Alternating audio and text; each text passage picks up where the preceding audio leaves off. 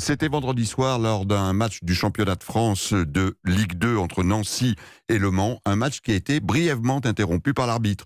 Non, pas question là de hooligan, pas question de grosses blessures, pas de cris racistes, mais bel et bien des injures homophobes.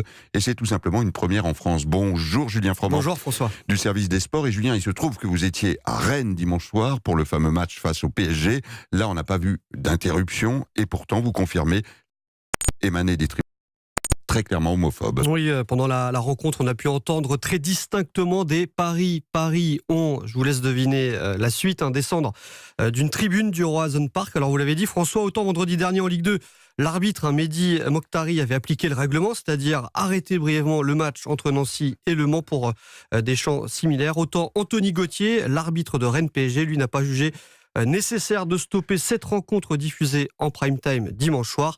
Ces deux dossiers vont toutefois passer par la case commission de discipline de la Ligue le 28 août prochain. On me l'a confirmé justement du côté de l'instance.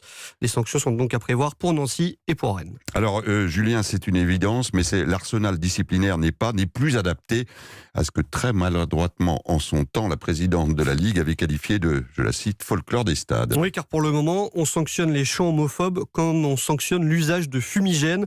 Amende, huis clos partiel, travaux d'intérêt général pour le ou les fautifs.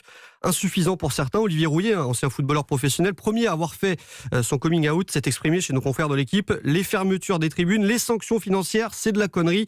Il faut que le match soit perdu.